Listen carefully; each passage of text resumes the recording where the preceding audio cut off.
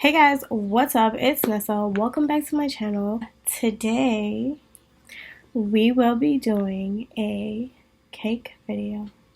I will be showing you guys the kind of cake that I will be baking and how I will be decorating it today because tomorrow is my dad's birthday and I know some of you guys know that I do cake bake.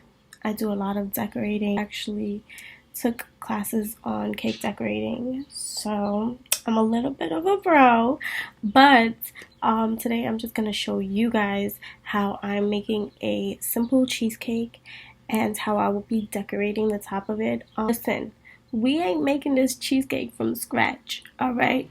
It's a box. It's the box cake. Okay, so before you be like, oh my gosh, she about to teach me from scratch. No, I'm not that great. I'm still learning, okay? Okay guys, so I'm a little stressed because I ended up making the brownie mix, the cheesecake mix, and the cheesecake mix, the brownie mix. But that's what they get for giving me a big bag and a small bag. Like, how was I supposed to know the small bag is the cheesecake mix? What? Anywho, okay guys, so I'm back from the stove and we're gonna do this the second time around, okay? So let's hopefully get this one right. So I went ahead and added in the cheesecake mix with the egg, and now I'm gonna go ahead and add in the cream cheese.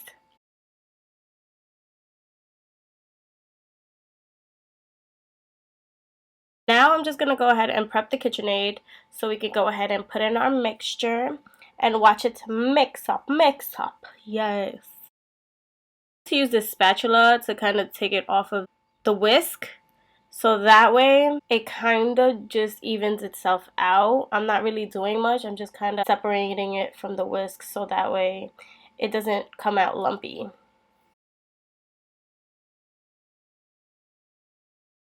So that was for the cheesecake mix, and now I'm gonna go ahead and start on the brownie batter, and which is probably step 3 or 4, and I'm gonna go ahead and melt the butter. I don't like to over melt my butter because then sometimes I feel like it doesn't make the consistency of the batter okay for me personally, so I kind of just melt it a little bit and then I stir it until it's nice and melted. So just don't over melt your butter. But then I added in the brownie batter and I went ahead and added in some water and an egg. I had to disappear for the egg because I just couldn't crack it on a plastic bowl. So I went ahead and mix, and it came out really good. I tried using the cake pan that came with the cake, but it didn't work out for me, so I just ended up using the bottom. And I ended up evenly spreading both batters, one on top of the other.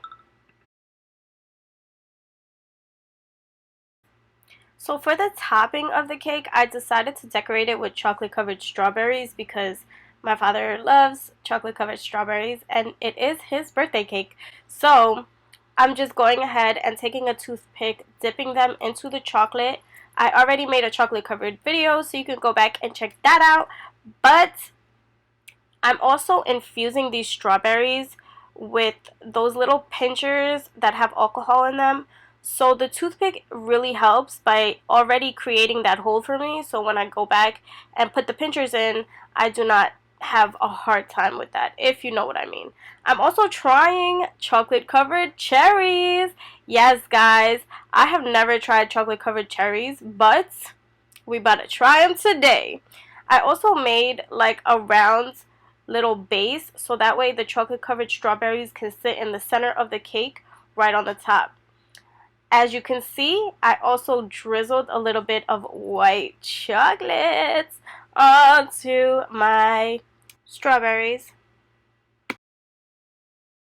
So yes, I am infusing these strawberries with Barefoot Moscato because it is, again, my father's favorite.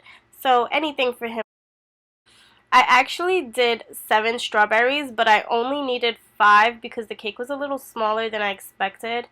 But We ended up eating the other two, so it didn't go to waste.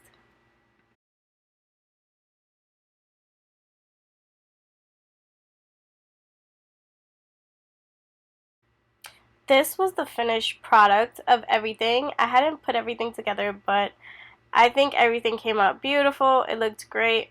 And then I decided to make some cupcakes. Everything was kind of just on the spot. I was like, what? I was in the mood, so let's keep it going, right?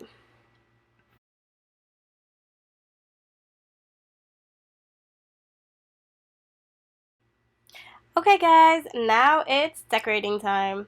So, what I decided to do today was actually make my own frosting. I was gonna buy frosting from the can, but unfortunately, frosting from the can never has the right consistency that I want because I always like my frosting a little stiff so that my designs can actually stay.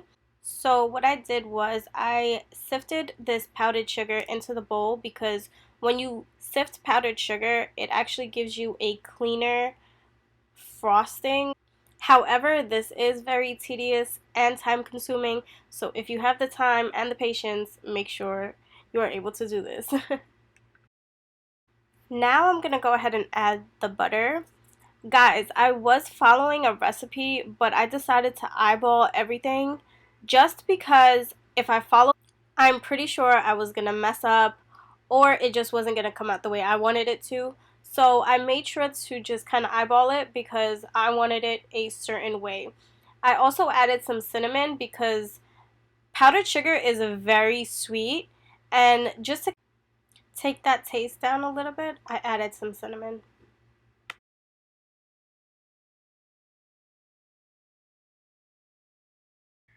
I then went ahead and added a teaspoon and a half of vanilla extract and a tablespoon of milk.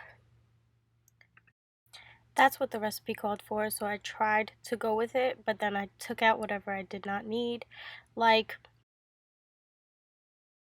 a teaspoon of vanilla extract. Now, I told y'all I was a pro, so here I am with my big ass kit ready to decorate.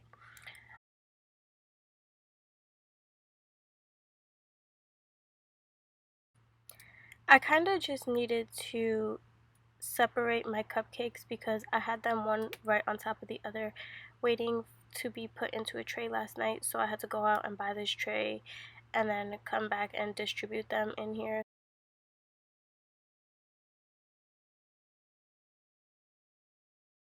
Now I'm just going to go ahead and fill up my piping bag with regular vanilla frosting, and I'm just going to go ahead and frost the cake first because if I start coloring this frosting, I know I'm going to get carried away and I'm definitely going to forget. So let me do the white frosting first. Now I'm just going to go ahead and make some swirls that I could put my strawberries on top of. And that's about it. Simple and easy, just like that. This was definitely the exciting part for me because I finally got to see how everything came together and I got to rearrange it the way I wanted it to be. So I think it came out perfect.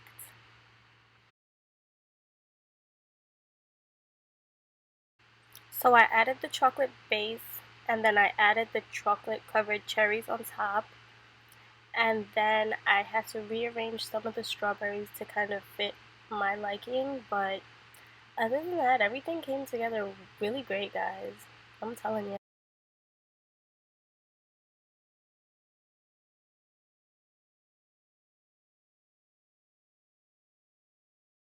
Now we're gonna move on to the cupcakes. But the frosting for the cupcakes, I really wanted them to be different colors because they're gonna be infused with alcohol, and I kind of just wanted to color coordinate them to match. So that's exactly what I did. And this one is green. So I went ahead and got some food gel coloring and I added like one toothpick of it, and that's all you kind of need. You don't need a lot.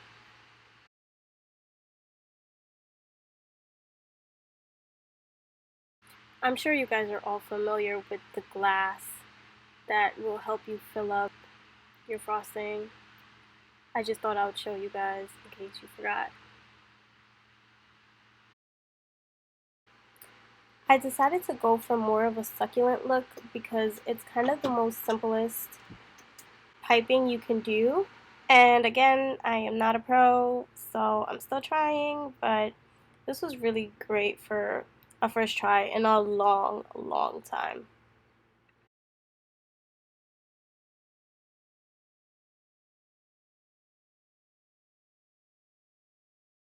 I also wanted to show you guys how I'm adding a little bit of edible dust onto the top of these cupcakes. Going in with my brush, I'm dipping it, and then I'm just tapping the top of the brush to let the dust just fall naturally on top of it.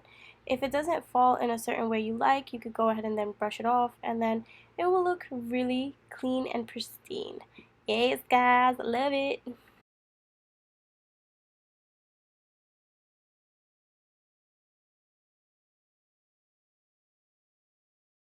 Alrighty guys, so that's basically all I have for you guys today.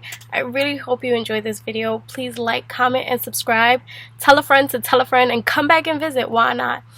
I really hope this video was bright and beautiful, just like... Mwah! Thank you guys again, and I'll see you in my next video.